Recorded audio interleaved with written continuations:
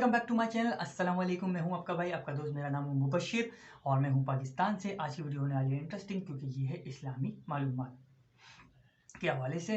तो भाई वीडियो की स्टार्ट करने से पहले कुछ वीडियो की थोड़ी सी तफसीलात आपके सामने रख देता हूं कि ये एक इन्फॉर्मेशन वीडियो भी है और मुझ समय जितने भी लोग मुझे देखते हैं या फॉलो करते हैं या जो भी देखेंगे इन फ्यूचर, तो उनके लिए मालूमात होगी।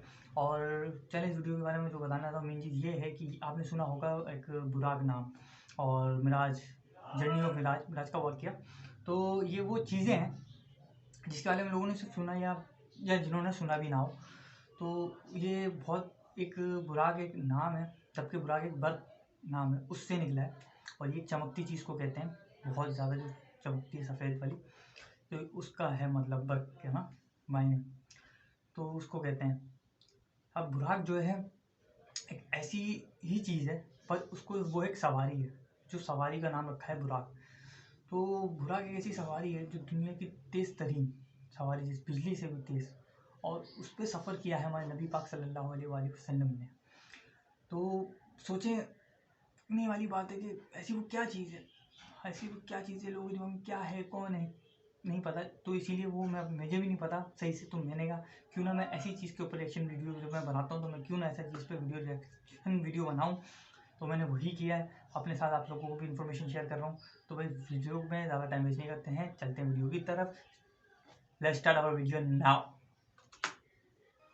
इंसानी तारीख की सबसे तेज़ रफ्तार सवारी क्या हो सकती है? घोड़े, मोटरसाइकिल, कार्स, जहाज़ या एरोप्लेन? लेकिन आज से 1400 साल कबल एक ऐसी भी सवारी मौजूद थी जिसकी रफ्तार बिजली की मानिंद थी। इस बिजली जैसी तेज़ रफ्तार सवारी का नाम बुराक था। वो सवारी जिस पर बैठकर नबी सल्लल्लाहु अलैहि वसल्लम सफ़र मिराज पर गए। ये है बुराक। बुराक की खुसूसियात क्या थी और जब नबी उस पर सवार होने लगे तो वो बेलगाम क्यों हो गया? क्या बुराक को मॉडर्न साइंसी उलूम से एक्सप्लेन करना मुमकिन है? बुराक बहुत खूबसूरत है यार। वाक़या मिराज तारीख़ इंसानी का एक ऐसा हैरत अंगेज़ और अनोखा वाक़या है जिसकी तफसीलात पर इंसानी अक़ल हैरान रह जाती है। अगर अंबिया कराम की तारीख़ को देखा जाए तो मालूम होता है कि अल्लाह ने अपने बरगुज़ीदा रसूलों और नबियों के हाथों से मुख्तलिफ़ मुआजिज़ात ज़ाहिर किए।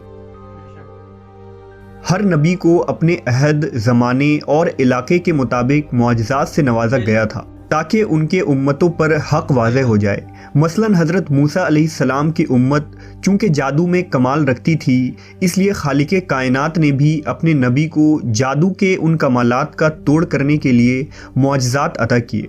इसी तरह हज़रत ईसा अलैहिस्सलाम के दौर में तिब का बड़ा चर्चा था, लिहाजा हज़रत ईसा अलैहिस्सलाम कोढ़ के मरीज़ों, अंधों, यहाँ तक कि मुर्दों को भी ज़िंदा कर देने की कुदरत से फैज़याब थे। जब ख़ातिमुल अंबिया हज़रत मोहम्मद सल्लल्लाहु अलैहि वसल्लम इस कायनात में तशरीफ़ लाए तो अल्लाह को मालूम था कि उम्मत मोहम्मदिया चाँद पर कदम रखेगी और सितारों पर कमंदे डालेंगी।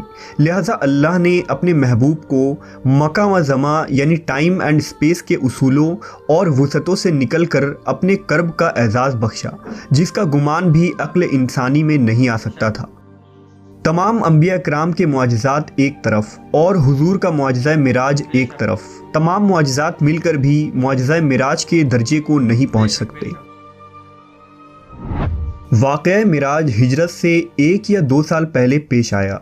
उस वक्त हमारे प्यारे नबी मोहम्मद सल्लल्लाहु अलैहि वसल्लम की उम्र मुबारक 52 साल थी और ये 27 रजब के शब का वाक़या था। लिहाजा हज़रत मालिक बिन सासा से मरवी है कि खुद रसूल अल्लाह सल्लल्लाहु अलैहि वसल्लम ने फरमाया कि मैं नींद और बेदारी के दरमियानी कैफियत में था जब मेरे पास एक फ़रिश्ता आया। उसने मेरा सीना चीरा, फिर मेरे दिल को निकाल कर गुस्ल दिया और उसे दोबारा अंदर रख दिया। फिर एक सवारी लाई गई जो खच्चर से छोटी और गोश दराज से बड़ी थी। उसका रंग सफ़ेद था, उसे बुराक कहा जाता था। बस मुझे उस पर सवार कराया गया। रिवायत है कि हुजूर बुराक पर सवार होकर बैतुल मुक़द्दस पहुँचे तो बुराक से नीचे उतरे और उसके लगाम को उस सुतून के साथ बांध दिया जिसके साथ अंबिया कराम ने अपने सवारियों के लगाम बांधे रखे थे। इसके बाद नबी सल्लल्लाहु अलैहि वसल्लम मस्जिद अक्सा में दाखिल हो गए।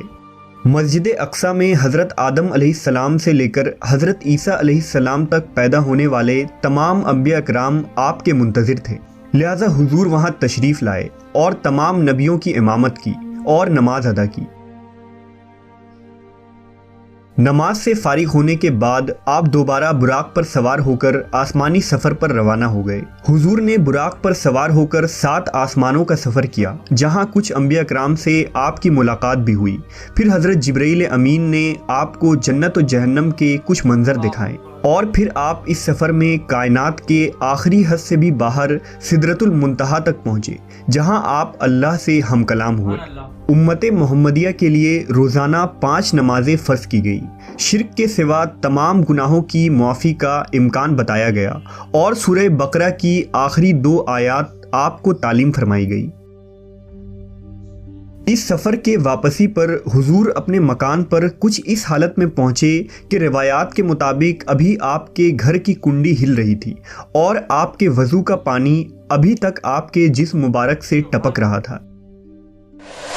मिराज के इस वाक़े को अल्लाह ने इंतहाई तफसील के साथ कुरान मजीद की सूरह इसरा में यूं बयान किया है, पाक है वो रात जिसने रातों रात अपने बंदे को मस्जिद हराम से मस्जिद अक्सा तक सैर करवाई, जिसके इर्द गिर्द हमने बरकत रखी है ताकि हम उसे अपनी कुछ निशानियां दिखाएं। बेशक वो सुनने वाला देखने वाला है।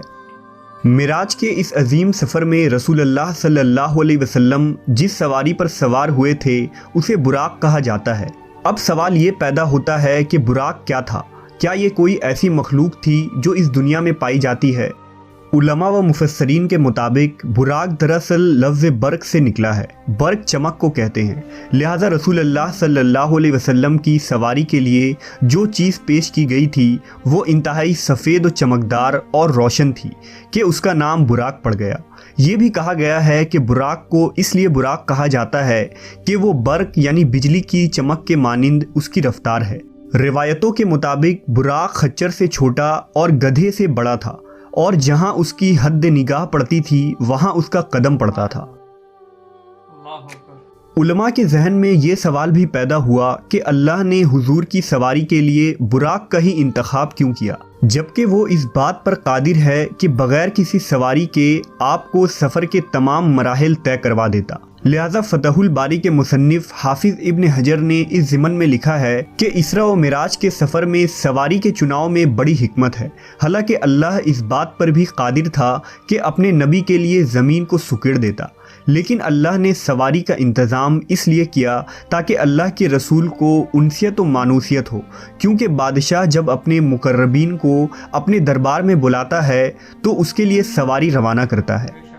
कुछ उलमा बुराक को एक जन्नती जानवर करार देते हैं जो खुसूसन मिराज की रात को ही हुजूर सल्लल्लाहु अलैहि वसल्लम की सवारी के लिए इस ज़मीन पर आया था। लिहाजा इमाम तिर्मिज़ी ने एक रिवायत नकल की है कि जब जिब्राइल अलैहिस्सलाम ने बुराक की लगाम थामी और रसूल अकरम सल्लल्लाहु अलैहि वसल्लम को इस पर सवार होने की दावत दी तो बुराक हुजूर को देखकर कांप उठा और बेलगाम हो गया। लिहाजा जिब्राइल अमीन ने उससे कहा कि ठहर जा, अल्लाह की कसम रसूल अल्लाह से बेहतर कोई शख्स इससे पहले तुझ पर सवार नहीं हुआ। लिहाजा जब ताजदार कायनात मोहम्मद सल्लल्लाहु अलैहि वसल्लम बुराक पर सवार हुए तो वो फ़ख्र व मुसर्रत से नाचने लगा कि आज उसे इस अजीम शख्सियत की सवारी होने का लाजवाल एजाज़ हासिल हो रहा है। बाज़ उलमा ने यह भी लिखा है कि बुराक का चेहरा इंसानी चेहरे की मानिंद है और इंसान की तरह सुनने और समझने की सलाहियत भी रखता है, लेकिन कुरून वस्ता यानी खुसूसन बनु उमैया और बनु अब्बास के दौर हुकूमत के मुसलमान फ़नकारों, शायरों और मुसव्विरों ने जिस तरह बुराक की तस्वीर कशी की है, इसका कोई सबूत कुरान और सुन्नत या तारीख़ के किसी भी किताब में मौजूद नहीं है। उन पेंटिंग्स में आम तौर पर बुराक को एक ऐसे माफूकुल फितरी घोड़े जैसा बनाया गया है जिसके सर की जगह एक औरत का चेहरा दिखाया जाता है। ऐसी कोई दलील इस्लामी रवायात से तो नहीं मिलती, अलबत्ता दूसरे मज़ाहिब और कौमों में इस तरह की देवियों की ख्याली तस्वीर मिलती है और मुमकिन हो कि अजमी मुसलमानों ने उन्हीं तस्वीरों से मुतासिर होकर उन्हें बुराक पर चस्पा कर दिया हो। जबकि बुराक नर था या मादा, इसके मुतालिक भी कोई मुस्तनिद शवाहिद मौजूद नहीं है। वाक़या मिराज अल्लाह का एक मुआजिज़ा था। जिस तरह से हर मुआजिज़े को समझना और साबित करना इंसानी अक़ल के लिए मुमकिन नहीं, उसी तरह से मिराज के इस सफ़र को समझना इंसानी जहन के लिए नामुमकिन है। लेकिन जदीद फ़िज़िक्स ने गुज़श्ता सदियों में ऐसा नज़रिया पेश किया है जो काबिल गौर है।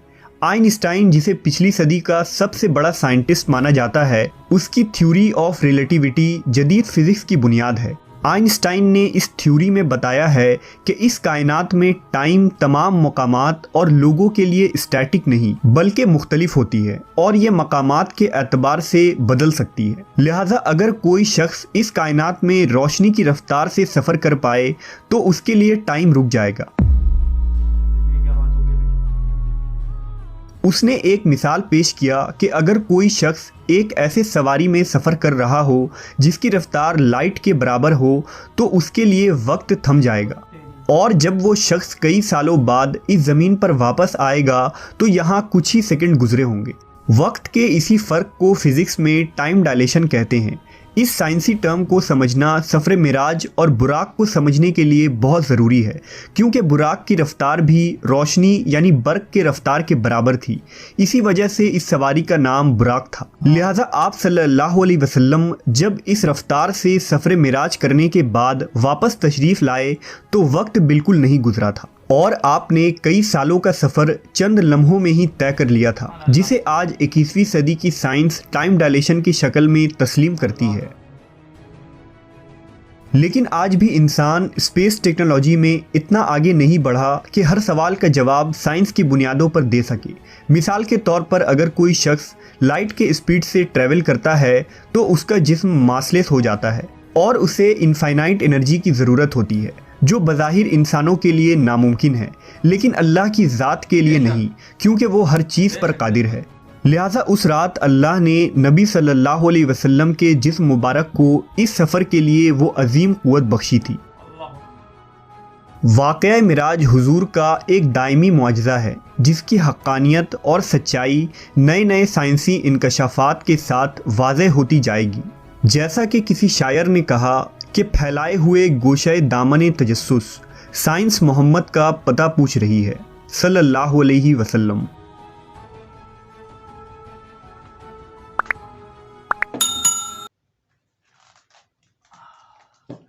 जैसा कि आपको ये वीडियो उम्मीद है कि पसंद आई होगी। आई होप कि आपको ये वीडियो पसंद आई होगी। भाई मुझे तो बहुत पसंद आई। मुझे नहीं पता था बुराक के बारे में, मैंने सुना था, पता था, मतलब मैंने सुना है, पढ़ा भी, लेकिन यार जो चीज़ अभी मालूम हो रही है वो पहले सही से नहीं मालूम थी कि बुराक एक परिंदा ही। हमने तो परिंदे का तस्वुर किया था, लेकिन अब हमने इसको देखा है इस वीडियो के ज़रिए कि बुराक कौन है, क्यों आया था, क्यों भेजा गया था, किसके लिए भेजा गया था, आखिर बुराक है क्या और बुराक का काम क्या था और मिराज का वाक़या, तो सब इस वीडियो के ज़रिए पता चला। और आज आप उम्मीद है कि आपको भी ये पता चल गया होगा कि बुराक कौन है, क्या है और उसका क्या काम था, वो दुनिया में कब आया था, किस काम के लिए आया था। भाई आज तो पता चल गया कि बुराक के बारे में, बुराक क्या था कैसा था, कैसा नहीं था, क्या उसकी रफ्तार थी, वो किस लिए आया था। और देखें आप नबी पाक सल्लल्लाहु अलैहि वसल्लम की वो सवारी बना, मतलब यानी की सवारी के लिए था वो, और वो सिर्फ उन्हीं के लिए उस दिन 70 रजब वाले दिन वो आया, भेजा गया अल्लाह की तरफ से। और वो मिराज पर उनको लेकर गया, फिर उसके बाद फिर आगे गया, फिर मतलब ऐसी बुराक वो सवारी, मैं कहना चाहता हूँ कि जो लाइट की रफ्तार पे चलने वाला, कि मतलब मिनट में, यानी कि सालों का सफ़र उसने सेकंडों में कर दिया हो, कि लगे ना, आपको लग रहा है कि हम इतने टाइम लग गया, लेकिन वहाँ से जब वापस आया तो पता चलेगा कि तो थोड़ा सा ही वक्त गुजरा है। तो एक बुराक एक ऐसी सवारी, ऐसी अल्लाह की तरफ से बनाई गई है, जो कि हमारे नबी पाक सल्लल्लाहु अलैहि वसल्लम की सवारी थी। और उम्मीद है कि आपको भी पसंद आई होगी ये वीडियो, और अगर आपको पसंद आई होगी तो लाइक और कमेंट कीजिएगा। और जो मेरे चैनल पर नए हैं, सबसे पहले मेरे को चैनल को सब्सक्राइब करें, लाइक कमेंट करें और शेयर करना कभी नहीं भूलिएगा। और मैं मिलता हूँ आपसे अगली अच्छी नेक्स्ट वीडियो में, और मुझे दें आप इजाज़त। अल्लाह हाफ़िज़।